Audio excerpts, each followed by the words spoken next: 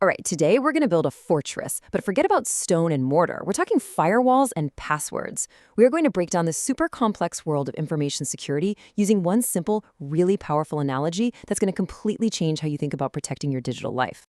So what does a medieval castle have in common with your email account? I know, it sounds a little bit like a riddle, right? But the answer is actually at the very heart of modern cybersecurity. Both of them rely on a strategy of layered defense to protect whatever's inside. And that strategy has a name, and it's the key to our entire fortress. So the official term for this is defense in depth. And the idea behind it is brilliantly simple. No single defense is ever perfect. But if you create multiple, overlapping layers of security, an attacker who manages to break through one barrier is just going to face another one, and another, and another. It's all about making it as hard as humanly possible for the bad guys to get in. Every good fortress has to start with strong outer walls. And in the digital world, this is our very first line of defense. It's designed to keep threats from even getting close to our precious systems. So our first layer is physical security. And honestly, it's the most literal part of our whole analogy. We're talking about the tangible, real-world protection for our digital stuff. The actual walls, the moats, and the guards of our digital castle. Physical security covers things you can actually go up and touch. Secure server rooms, computers that are locked down, access controls like keycards, or even biometrics. It also includes stuff like fire alarms and security cameras. The goal here is pretty straightforward. Stop someone from just walking in and stealing a hard drive, and prevent a disaster like a fire from destroying all your critical hardware. Now, even the strongest walls in the world have to have a gate, and you need someone smart watching that gate. In our digital fortress, these are our gatekeepers, and they represent network security. They're the ones controlling the flow of traffic in and out of our kingdom. These gatekeepers use some pretty sophisticated tools, let me tell you. Firewalls act as the main guards, deciding which traffic is allowed to pass. Intrusion detection systems are kind of like watchtowers, constantly looking for any suspicious activity. And then you have VPNs, which create this secret encrypted tunnel for safe passage right into the network. The whole point is to stop attacks before they can even reach our internal systems. Okay, so let's imagine an attacker somehow gets past our outer walls and our gatekeepers. The battle is not lost. This is where the internal defenses of our fortress kick in, protecting the individual systems inside. Now we're talking about arming the soldiers.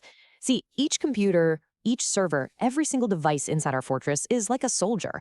And host security is all about making sure every one of them is individually protected and totally ready to fight off an attack. This part should feel pretty familiar to most of us.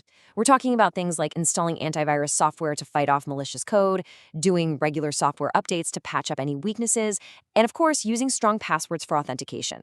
Each one of these measures just makes our individual systems that much tougher to crack. So, our soldiers are armed, but what about the tools they're using? Their swords, their cannons. This is where application security comes in.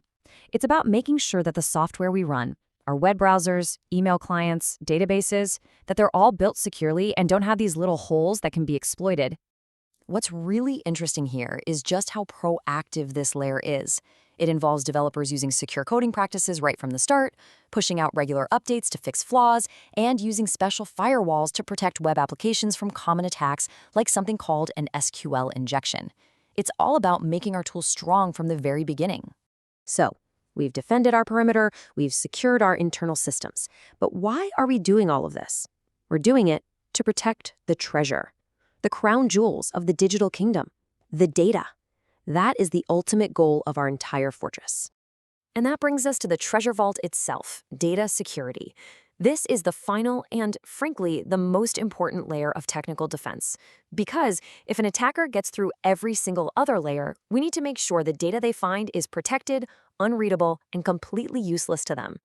So how do we protect the treasure? Well, first, we lock it in an unbreakable box through encryption, which basically scrambles the data so only people with the key can read it. We apply really strict access controls so only authorized people can even get near it, and we make copies through regular backups, just in case the absolute worst happens. So far, we've talked a lot about technology, but a fortress is nothing without its people and the laws that govern them. This is the human element, and it's arguably the most critical and the most complex layer of them all. For a long, long time, users were seen as the weakest link in security, but modern thinking completely flips this on its head. The new goal is to make users the first line of defense, not a weak point. It's all about empowering people to become a proactive, intelligent part of our defense system.